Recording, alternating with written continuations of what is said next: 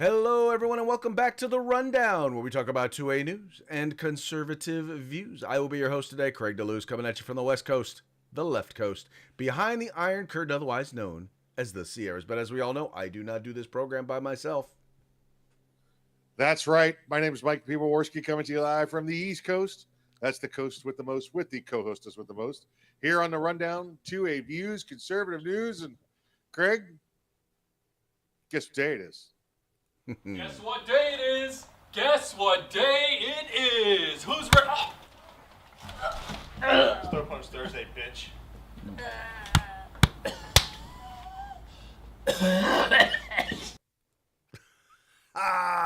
That's right, folks. It is Throat Punch Thursday. Folks, and we've got some doozy we got some nice throat punches for you today. Just let me just tell you, it's going to be a fun one to discuss today. Right in the throat. Right in the throat, the guy took it. Right in the throat. Right in the throat. What color is this shirt? What color is this shirt? It looks blue. Okay. Is it a dark blue? Yeah, I got the blue filters in the lights again. I forgot to change them out so you can't see the color of the shirt. So, all right, no big deal. But I just wanted to look like a floating head on a black background. You kind of do, but that's okay. just like it's like looking like a bobblehead. All right, that's that might okay, change man. on the commercial. It's slimming. Yeah, no head. Nobody whatsoever. It's definitely makes you look lighter. There you go. You look lighter on your feet since you have no feet. Of course, you never have any feet on the show, so just nice and buoyant as the head floats around. Like what was the people that have kids of a certain age will not recognize it. The a giant floating baby head was part of the old Phineas and Ferb cartoons that kids used to watch. Wow, man, you're going back. You're going back there, sir. You're going back there for a little bit. Yep. There you go. Yep. All right, sir. Well, all hey, right. So what do we got? Let's get her going. Let's start off with our shout out to our sponsors. Yes, let's say hello to our good friends at Hitman Industries. That's hitmanindustries.net. You got yourself that AR in the last 5 years. You probably got one of their barrels and don't even know it. Now you can buy from them factory direct. That's hitmanindustries.net. California Republican Assembly fighting a good fight behind enemy lines. Now you can take part in California's future today. Check out the 6th congressional race there in California while you're at it. If you want the best tactical holster on the market, tactical concealed holster, get on over to our good friends at Hog Holsters. That's HAWGholsters.com. Hog Holsters. Use the discount code The Rundown. All word, all caps, no spaces. Get a nice little discount. And if you want the best in tactical gear, whether you're going indoors, outdoors, hunting, camping, fishing, you can get everything with the gun at uscombatgear.com. That's right, folks. Also, once again, as Mike noted, Craig DeLuz, that would be me running for Congress. Do me a favor, visit us at craigdeluz.com. Go there, help us out. Folks, we're raising money right now for yard signs. You want to have nice, pretty yard signs in yards all over Sacramento. Help us out. Kick in a few shekels. Once again, go to craigdeluz.com. Click on that donate button and help us out today. Help us take back California for conservatism. Take it back, Craig. Take it back. Take it back. Take it back, California. Making California red again. Take back Vanessa Redgrave. And take a moment to visit all the rest of our sponsors. So all you got to do is follow the links in the description of this program. So go there, check them out, do your thing, and make sure you let them know that it was us, me and that guy right there, we're the ones who recommended you come by. Good stuff. Okay. Big news in the 2A community, although, I don't know. I don't know how big a news it is because we pretty much knew that this was going to eventually happen. The only difference here is that it didn't happen. The only difference here is, I would say, is that it didn't happen. Benitez was not the one who made this decision, Saint Benitez. And that is in California. You know that California did like what New York did and expanded dramatically the places that were prohibited from individuals to be able to carry firearms. And I'll give you just a hint. here are all the places. Here's a list of all the places where you were prohibited from being able to carry a firearm. So even though you had a legal right to get a permit to be, even though you had a legal right to carry in the state of California, you were not going to be able to carry in hospitals, mental health facilities, nursing homes, medical offices, urgent care facilities, and other places where medical services were customarily provided, not on public transportation, establishments where intoxicating liquor is sold or consumption on the premises, which pretty much meant almost every restaurant, in every restaurant, public gatherings or special events without any real definition as to what that is, playgrounds or private youth centers, parks, athletic facilities, Department of Parks and Recreation and Department of Fish and Wildlife property, except in hunting areas. So no, not when you're fishing. Casinos and gambling establishments, public libraries, zoos, museums, places of worship. You know, one of those places where a ton of active shooter situations take place. Financial institutions, meaning banks, privately owned businesses open to the public. So unless they had a sign specifically saying that you can carry there, that was any business whatsoever. And then parking areas, including those adjacent to sensitive places, which, by the way, wasn't. That's now, you can now carry there, even though it wasn't really even challenged by the plaintiffs. Anyway, a judge has declared most of California's new gun-free zones can't be enforced. It says here, U.S. District Judge Roger Benitez isn't the only Second Amendment saint in California who miraculously adheres to the text, tradition, and history of the right to keep and bear arms.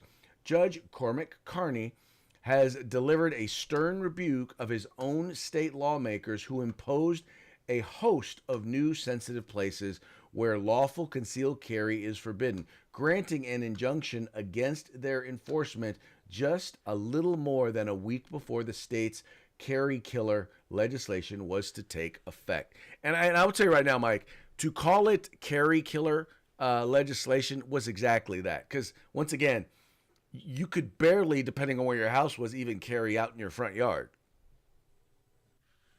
Yeah, carry killer. I love it too. It sounds like a new Marvel enemy or something like that. That's a great little title. It does. Cam Edwards over at Bearing Arms does have a flair for the dramatic. Yes, yeah. He's a pretty good dude. That guy right there. Yeah, Craig. You look at all this stuff, and you're right. You know, the list of sensitive places was let's see, any place outside of my front door. You know, was a sensitive place basically, and you even in behind your front door, we know that they don't want you to have that firearm. You know, this is good to see. It's good to see that Judge Saint Benitez may have a compadre over there now in Judge Cormac, right? Was Cormac, right? That was the judge's name, Judge Cormac. Yes. Yeah. So Judge Cormac. So this is great news for the citizens of California. Craig, now comes the fun part, right? Watching the head spin up there in Sacramento. They're in Old Sac, right? Watching them all decide what are they going to do? How are they going to counter this? What we have to file an injunction. We got to get one of our judges to put this thing aside. This is the fun part. Now to watch the spin go on in Sacramento. Oh yeah, and you already have the governor's already chimed in, basically calling this judge repugnant is what he called the judge, because the judge pointed out that, look, they did exactly what Bruin, what the Supreme Court in Bruin told them not to do. They said you can't just make any place sensitive.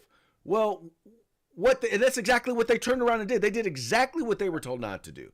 And so he referred to the ruling as repugnant. Well, not liking it, Gavin Mussolini, the communist dictator of California, he referred to the judge as quote unquote repugnant. Yes, this is again. Here's the spin, right? Lie, deny, make counter accusations, right? That's what the liar does. Oh, he's ugly. He's lying. I can't believe they would do this to me. We're trying to make people safe.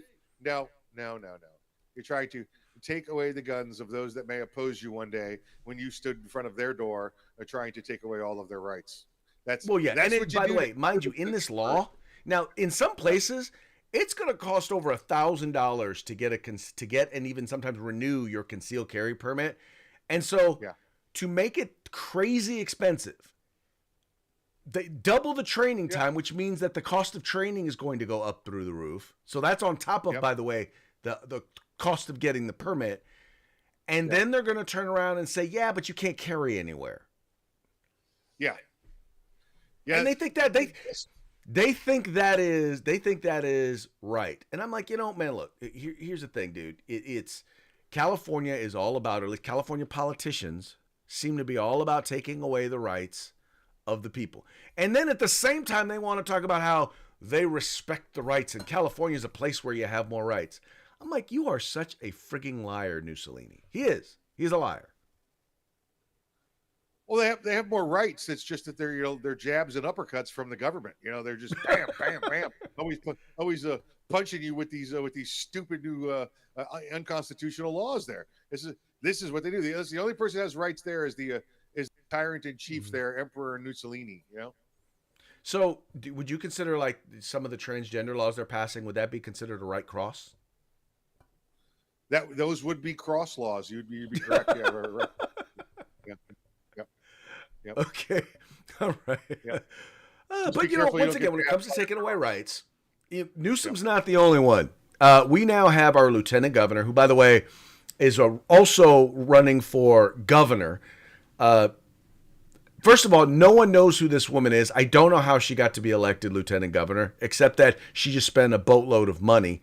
But she's done absolutely nothing her entire time as lieutenant governor. Now, all of a sudden, she is now encouraging or trying to get the the Secretary of State to actually follow what Colorado did. As we know, Colorado removed President Trump from the ballot. So now you've got the lieutenant governor for the state of California writing to the Secretary of State, imploring them to explore every legal option to remove Trump from the 24 ballot. It says here, a day after Colorado Supreme Court disqualified former President Donald Trump from appearing on the state's ballot in 2024, California Lieutenant Governor Eileen Konalakis is asking the Golden State's Secretary of State to explore every legal option to do the same. Konalakis sent a letter to Secretary of State Shirley Weber dated Wednesday, December 20th, and referencing Colorado's recent ruling, which stated Trump is ineligible to appear on the state's ballot as a presidential candidate because of his role in inciting insurrection on the U.S. Capitol on January 2021. Now, Mike, we've already had this discussion. Can you remind me when President Trump was convicted of insurrection for January 6th? That would be the 1st of February, Craig. The 1st of February. Okay. How about when he was charged? When was he charged? That would have been the 31st of the previous February. Yeah. Okay. Okay. So, so what is the evidence that there was an actual, has anyone been charged with insurrection on the U.S. Capitol for January 6th? Anyone? You mean like of the 330-ish million Americans in this country, of the reported 100,000, right? That's what they're reporting were there. Yes. 100,000 that were there. Have any of them been charged with the actual insurrection to the cap? Hold on, Craig. I have the list right here of all the people that were, and there it is. There's nobody. None. Nobody's been charged. There's a poof. It's magic. Nothing. No one. I'm guessing that there's some sort of secret clause in the Constitution that says that state courts get to just have shadow trials for fake charges and then convict somebody and then take away their rights, right? I'm assuming that's the case, right? Well, you have to understand, Craig. When you're talking about clause, and you have the Democrats, is there a clause in the Constitution? No, but they've created one. See, and it's it's December, so it's the the demi Santa Claus is what they're using here to make stuff up as they go along and put things in there and decide we can do this. Listen, he's never been charged. He's never been convicted. Multiple jurisdictions have already said this. But we're in Colorado and weed is legal and we're high. So we're just going to make this up as we go and say that he can't be on the ballot.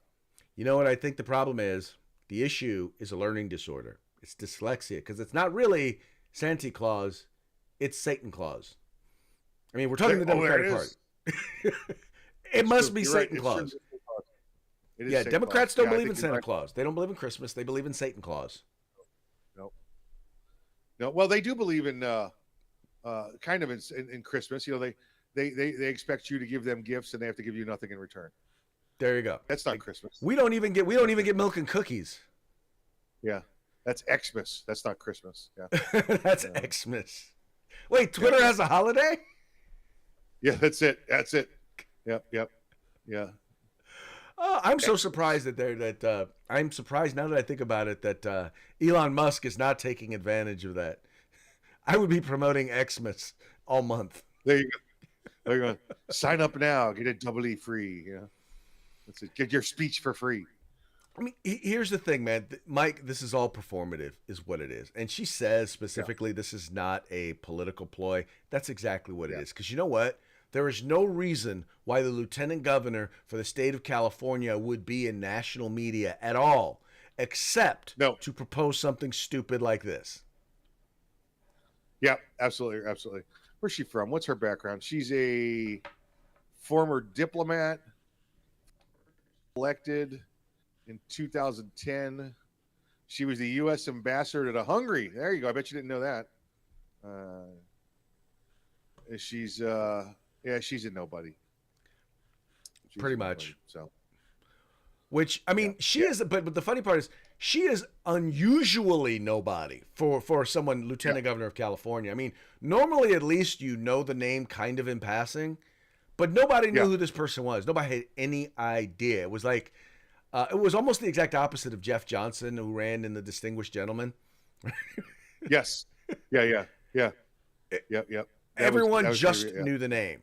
Didn't know who the person actually was. No one actually knows this person at all. But anyway, what's sad is now in California, our leading candidates are this person, the lieutenant governor, the superintendent of public instruction, who disappeared during COVID and didn't even ask, hey, is shutting down schools a good thing for our kids? Yeah, and he disappeared because he said that. What? And he disappeared because he said that. No. He didn't even bother to ask that. Oh, okay, gotcha. I wish he had. Didn't even stop to think. Maybe shutting down schools might be bad for kids, and didn't even ask. Just like, we're gonna shut them down because teachers union. Yeah. And then we have an attorney general who has decided that enforcing the law, like putting criminals in jail, is a bad thing. He's part of the whole, reimagine law enforcement, meaning defund the police, and being smart on crime, which means decriminalize crime, and has seen. I almost forgot. We need to promote gun safety, which means disarm the citizenry, and and calls that being the chief. He's the chief law enforcement officer in the state of California. Those are our choices right now on the Democratic side for governor. Loser number 1, loser number 2, and loser number 3. You got to be careful of the attorney general, Craig. He may not put you in jail, but he'll try to take you off the ballot. Yeah, that would be the Secretary of State. And gotcha. There we go. Okay. I happen to know the Secretary of State. She may not like my politics, but we're cool. On that note, pictures?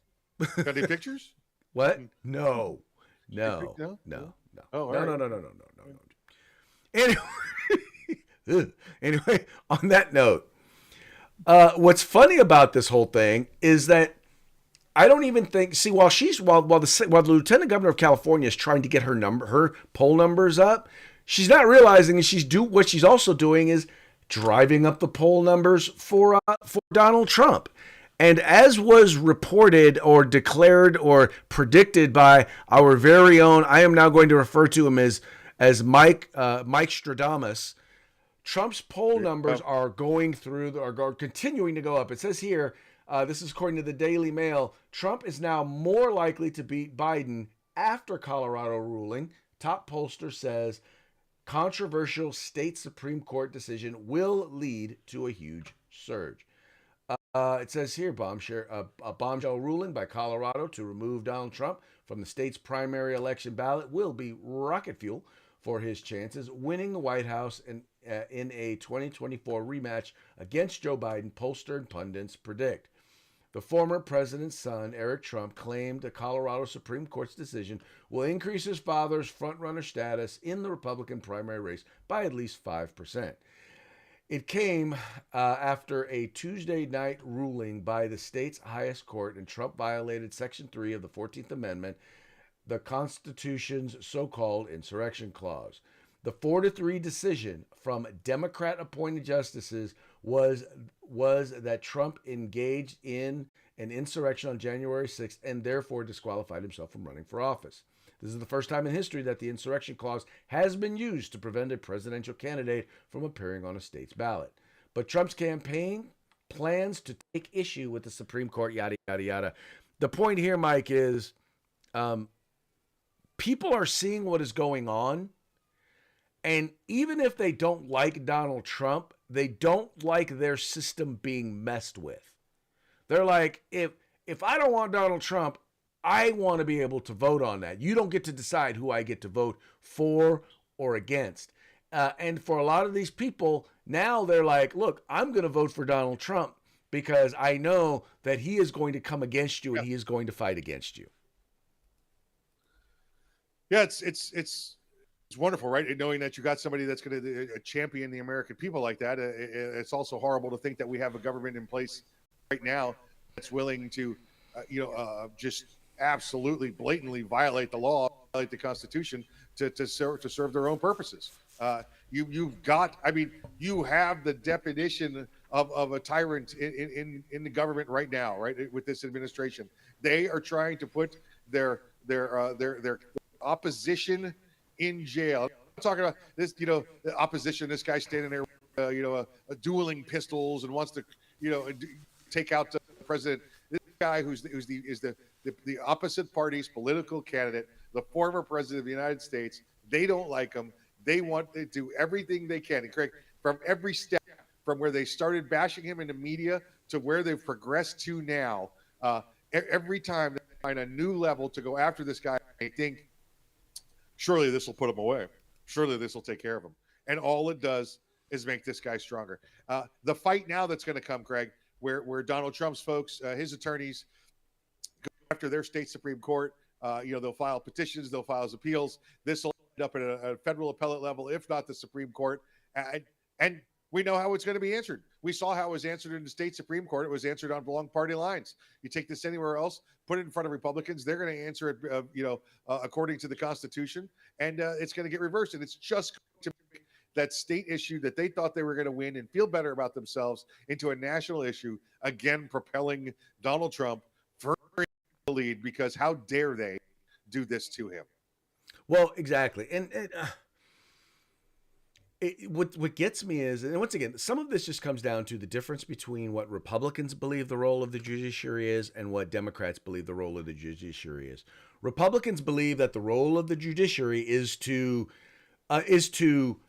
rule on things, to rule on laws based on the law and based on the Constitution and precedent, right? Democrats believe that it's not about the rule of law. They believe that their job as judges is to right wrongs in their own eyes. Whatever they believe to be an injustice. They believe that because they interpret the law, that they are the law. That is not the case. We are not a pure democracy. We are a constitutional republic with democratically elected leaders. And what they're trying to do here is they're trying to redefine the laws, right, so that we don't get to democratically elect our leaders. This is an attack by the judicial branch, because keep in mind, this was 4 Democrats versus 3 Republicans, right? That's what happened. And in a partisan manner, they decided that they were going to affect the outcome of a presidential election for the entire country World. as a state. Yeah. And they think that's appropriate. There is nothing more fascist or anti-democratic than what it is that they think about that. They're saying to do this, this is how we protect our democracy.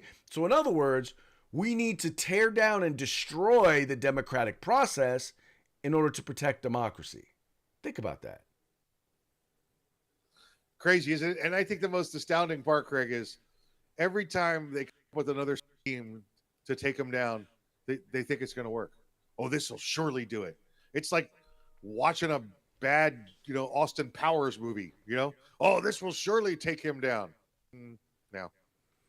I will tell you, Mike, and we've talked about this, and I think you and I are in agreement on this. We are both very much advocates and appreciate our system, our form of government, because it is one of the few where you can have a peaceful transition of power, and you can do it on a regular basis.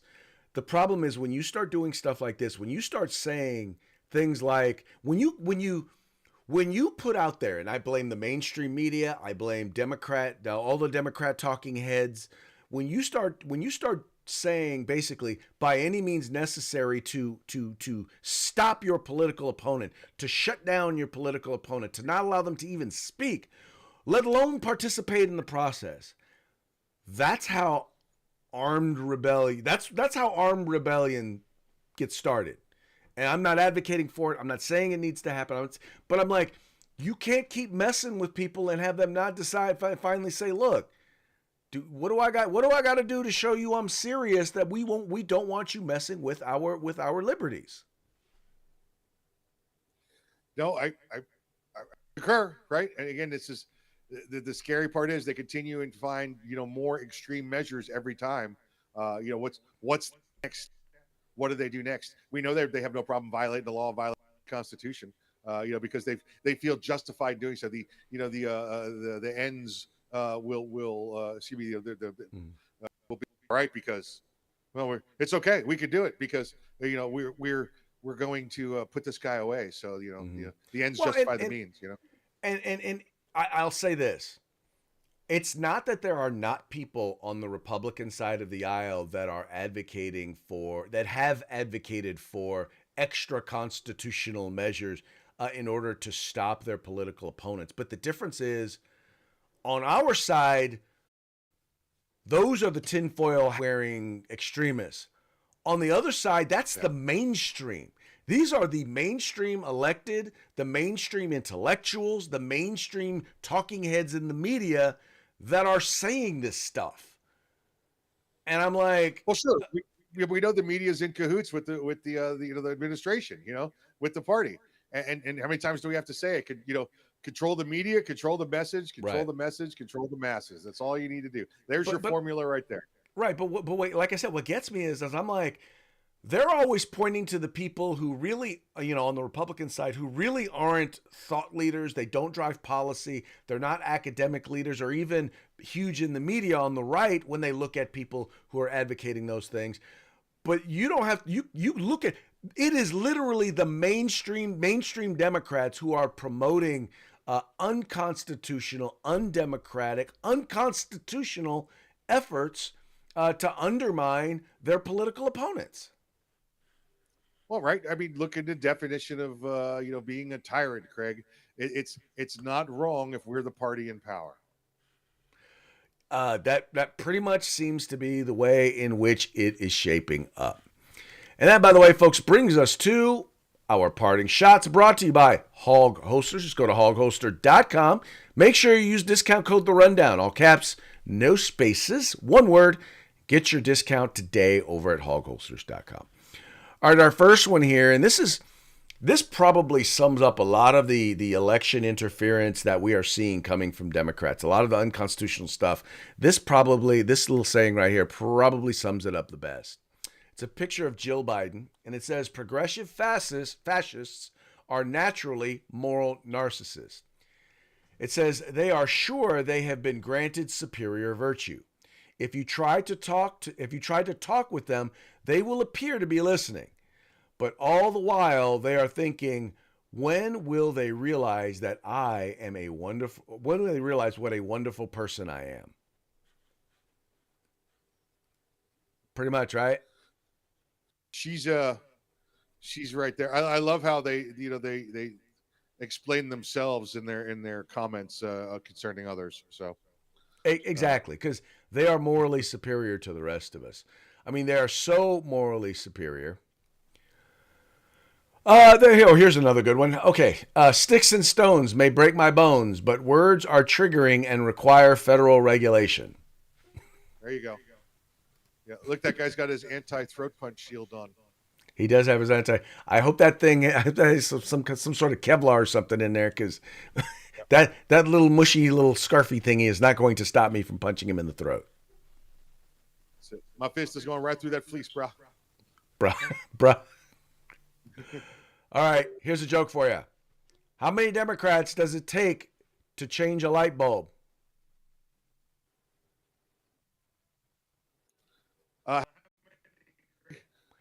None.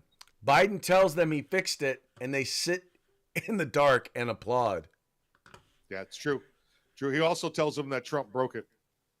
Oh, yeah, exactly. He tells them Trump broke it, and therefore, yeah, it's just funny because you can apply that to so many things. Like, the border is secure.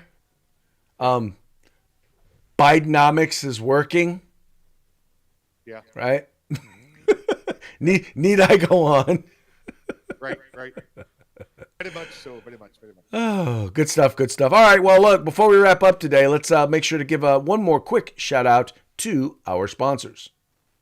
That's right. Hitmanindustries.net. You can get pistol and rifle caliber barrels available at any length you desire for your next AR rifle or pistol build. Check them out at hitmanindustries.net. California Republican Assembly, fighting a good fight behind enemy lines. Now you can take part in California's future today. Check out that California 6 congressional race while you're there. And if you want to get tactical on, get you some indoor gear, outdoor gear, hunting, fishing, camping, whatever it may be, you can get everything but the gun at uscombatgear.com. That's right, folks. Please take a moment. Visit our sponsors. Links in the description of this program. Check them out. Spend some money with them. Make sure you tell them the guys over the Rundown sent you. And finally, please remember, support Craig DeLuz. He's a good guy. Anyway, running for Congress, 6th Congressional District. Help us get some lawn signs, folks. Go to craigdeluz.com. On that note, we are done today. We very much appreciate you tuning in. Appreciate you liking and sharing the program, and encourage your friends to do the same. We will be back tomorrow, because thank God it will be Friday.